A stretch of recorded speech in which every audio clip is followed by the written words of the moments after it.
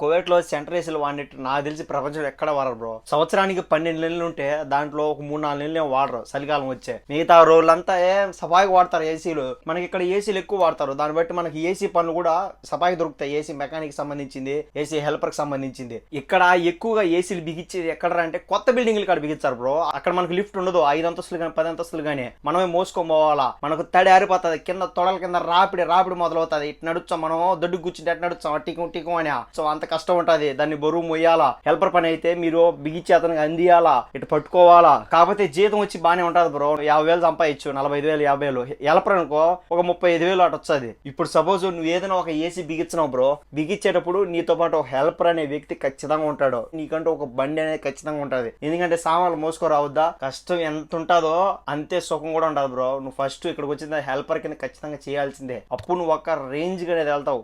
కాండి సబ్స్క్రైబ్ కాండి బ్రో బిన్నా.